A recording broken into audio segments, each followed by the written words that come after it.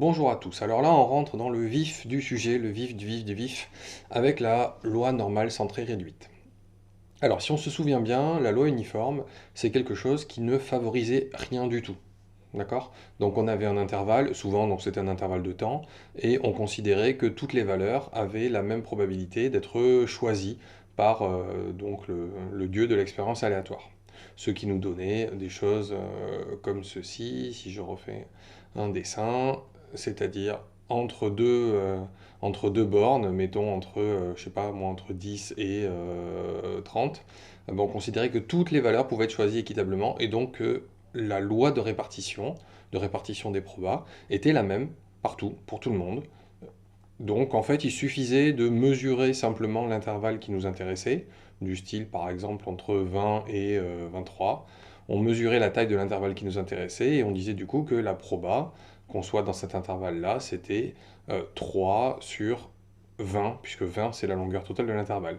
Tout ça, je vous le rappelle, c'était pour la loi uniforme. C'est terminé pour ça.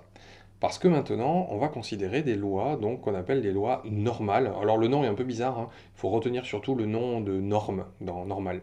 C'est-à-dire quelque chose qui est normé, quelque chose qui correspond en fait à un standard classique, on va dire. C'est un peu compliqué. Donc loi normale centrée réduite, on reviendra sur le centrée réduite tout à l'heure. Dans une loi normale centrée réduite, on va avoir ce qu'on appelle communément une courbe en cloche. C'est-à-dire que les valeurs, en fait, vont être réparties. Attention, je vais essayer de faire un dessin. Voilà. C'est pas si mal. Ouais, non, là, c'est pas terrible. Les valeurs vont être réparties, non plus de manière uniforme, mais de manière à favoriser une valeur centrale, qui sera une valeur, la valeur moyenne. On va le dire déjà, ça se notera mu comme ceci. C'est une lettre grecque mu, et ça correspondra donc à la valeur moyenne et aussi à l'espérance, c'est-à-dire ce qui revient le plus souvent. Et puis bah, tout le reste, c'est quand on s'écarte un petit peu de la moyenne et on s'écarte de manière symétrique. Et bah, il y a autant de valeurs qui sont éloignées de la moyenne que de tant de valeurs qui sont enfin, éloignées vers la gauche qu'éloignées vers la droite. Ça donne une symétrie comme ça.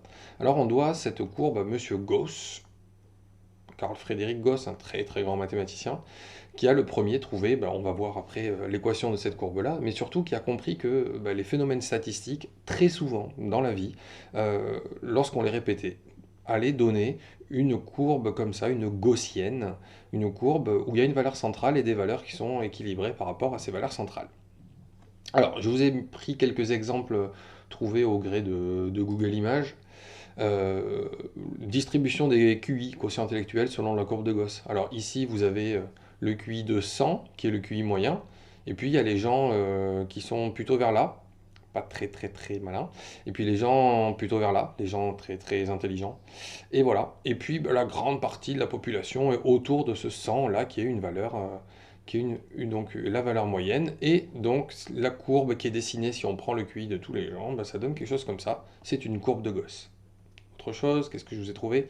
La taille c'était pour les femmes. Voilà, la taille moyenne, c'est 171. Je sais pas si c'est en France, je sais pas où c'est. Oui, c'est en France. C'est donc 1,71 m, et puis il y a les gens qui sont très petits, puis les gens qui sont très grands. Voilà, et si on fait la statistique de toutes les tailles de toutes les personnes en France, là c'est pour les filles, mais ce serait pareil pour les garçons, eh ben, on a une courbe comme ça qui se trouve être une courbe de Gauss. On continue. Alors ça, j'avais trouvé ça sur Reddit, sur Data is Beautiful. Alors ça, c'est les mots dans les chansons. Ça, c'est une vraie stat, hein. Suivant que chanson soit une chanson de rap, de rock ou de country. Voilà, par exemple, les chansons de rap, c'est en rose ici. Voilà le nombre de mots moyens. Donc une chanson de rap moyenne, elle va avoir à peu près 450, on va dire 450 mots. Puis il y a des chansons où il y a vraiment beaucoup de mots, style Godzilla de Eminem par exemple. Il y a plein de mots parce qu'il y a beaucoup beaucoup de paroles, et puis il y a des chansons où il y a très peu de mots. Donc le rap c'est quelque chose qui est assez bavard par rapport au rock ou à la country par exemple. Voilà. Alors tout ça, ça fait des gaussiennes à chaque fois. C'est pas fait exprès, mais quand on fait des stats, on s'aperçoit que ça donne des gaussiennes. Dernière chose, souvenez-vous, c'était du temps où on était en classe ensemble. Ça c'est un devoir pas très réussi d'ailleurs, je crois que c'était le dernier avant Noël. Et bah, c'est pas une jolie gaussienne, c'est normal parce que vous êtes que 30, 35 ou 36. Mais imaginez que dans la classe vous soyez, je sais pas, 25 000 élèves, ce qui serait beaucoup, hein. Bah, on aurait une courbe finalement qui serait à peu près comme ça. Pas toujours, hein, attention, il peut y avoir des contrôles où, et c'est arrivé d'ailleurs, où bah, les notes sont, sont pas bien réparties, il n'y a pas une valeur centrale avec des valeurs autour. Parfois, on peut avoir des choses qui sont bah, des lois uniformes, ou bien des choses qui sont plus orientées vers là si c'est réussi, ou vers là si c'est raté. Mais là, par exemple, ce jour-là, ben, ce contrôle-là avait suivi à peu près une gaussienne. Le dernier exemple, c'est le plus joli. Alors, je vous ai mis une vidéo sur Moodle, c'est la planche de Galton. Alors, il y avait un jeu à la télé, apparemment, il n'y a pas très longtemps, Le Mur ou un truc comme ça, il paraît, qui montrait ce truc-là. En gros, vous avez une bille qui tombe ici, enfin une bille, il y en aura plein, mais une bille qui tombe ici, puis elle part soit à gauche, soit à droite, avec la même proba 1,5. Et puis ici, pareil, elle va rebondir soit à gauche, soit à droite. Puis après, ici, soit à gauche, soit à droite, etc. Voilà. Donc là, on voit que pour que la bille en fait fasse ce trajet-là, c'est-à-dire toujours à gauche, mais il y a vraiment très peu de chance parce qu'il faut vraiment que chaque fois, il ne faut pas qu'une seule fois elle soit partie à droite. Donc c'est pour ça qu'ici, il n'y a pas beaucoup de billes. De manière symétrique, les billes qui partent tout à droite, il n'y en a pas beaucoup non plus. Et en fait, on va se rendre compte, et ça vous le voyez très bien dans la vidéo, on va se rendre compte que ben, si on fait tomber plein de billes, ça va dessiner une jolie courbe qui aura cette allure-là. Voilà, qui est une magnifique gaussienne. Encore une fois, je vous ramène à la vidéo que je vous aurais montré en classe si on avait été ensemble. Alors, eh ben, Gauss, il a fait quoi? Il a trouvé le premier, la fonction. Alors c'est là où les mauvaises nouvelles commencent pour nous, c'est que la fonction, donc qui dessine cette jolie gaussienne, alors là c'est une fonction vraiment dans un cas particulier qu'on appelle donc la loi normale centrée réduite, on en reparlera tout à l'heure. Cette courbe-là, donc qui serait centrée comme ça sur l'axe, eh ben, c'est 1 sur 2 racine de pi exponentielle de moins x au carré sur 2. Bien, ça c'est une mauvaise nouvelle parce que c'est une fonction qui est bien compliquée pour vous. Surtout que si vous vous rappelez bien, il va falloir faire des intégrales en fait. Mais la bonne nouvelle, c'est que la fonction est tellement compliquée que les intégrales, on ne va pas pouvoir les calculer et que donc tout va se faire à la calculatrice, notre amie la calculatrice. Alors, allons-y. Non, c'est peut-être un peu tôt pour faire l'exercice. Euh, comment est-ce qu'en fait on va raisonner? On va avoir des choses comme ceci. Donc, on va tracer une gaussienne. Il faudra beaucoup dessiner de gaussiennes à la main, hein, donc avec un axe comme ça. Et puis, on va avoir un phénomène du style, je sais pas moi, je regarde la pointure des gens. Je fais des statistiques je mesure les pieds des gens que je croise dans la rue, je leur demande leur pointure, et je me rends compte que en fait la pointure moyenne c'est on va dire 39. Bon, je vous dis n'importe quoi, hein. Et que si je fais ma statistique, je me retrouve avec quelque chose comme ça. Voilà. Et donc il me semble bien que les pointures suivent une loi normale dont la moyenne va être 39. Alors je vais écrire mu égale 39. Et attention, deuxième valeur, qui va être l'écart type. On en parlera plus tard de l'écart type, hein. L'écart type, en gros, c'est lui qui va me dire si c'est très resserré autour de la moyenne ou pas. Bon, là, je vous dis rien. On va dire par exemple que l'écart type, c'est de 2. Ok? Moi, je suis ici pour faire des statistiques. Et calculer notamment des probabilités. Et par exemple, je voudrais savoir quelle est la proba que une personne et chose entre du 38 et du 41. Voilà. Je ne sais pas pourquoi, j'ai besoin de cette proba-là. Je veux savoir quelle est la probabilité pour qu'une personne, donc on va l'écrire, la proba pour que la pointure d'une personne, on va dire que c'est x, hein, soit comprise entre 38 et 41. Voilà, c'est ça que je veux calculer. Alors, il suffit de peser la quantité de matière qui est ici. Je vous rappelle que c'est une loi de probabilité, donc si je prends la totalité de ce qu'il y a sous la courbe, ça doit faire 1. Ok? Donc tout ça, ça fait 1. Sauf que moi, c'est pas tout ça qui m'intéresse ici, c'est uniquement la partie qui est encadrée. Bon voilà, donc il faut calculer cette proba. Théoriquement, il faut calculer l'intégrale de 38 à 41 de cette fonction f de x dx.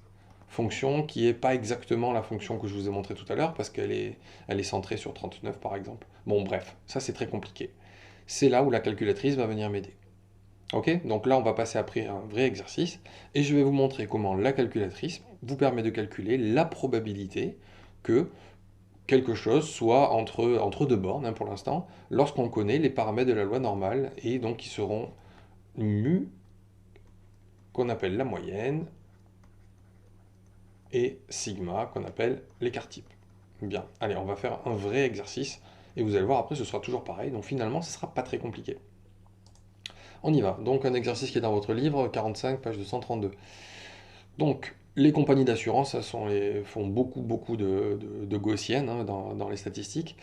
Euh, on note X, la variable aléatoire qui à chaque sinistre associe son coût. C'est-à-dire bah, quand vous avez un problème, style avec votre voiture, vous rentrez dans une autre voiture, bah, ça va avoir un certain coût.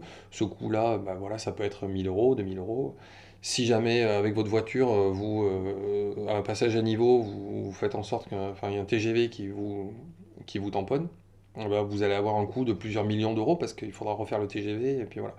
Donc le coût pour la compagnie d'assurance, ça l'intéresse pas mal.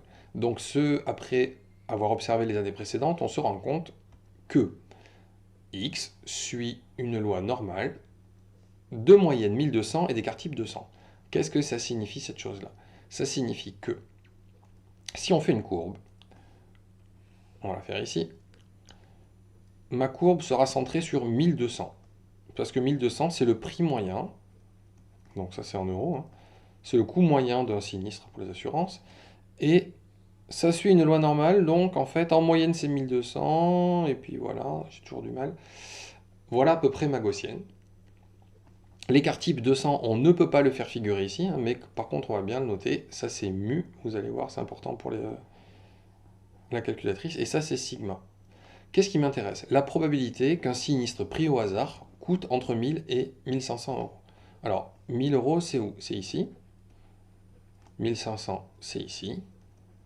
On veut calculer la proba qu'un sinistre au hasard soit là-dedans. Alors que vaut-elle cette proba? C'est là où on a besoin de la calculatrice. Alors c'est parti.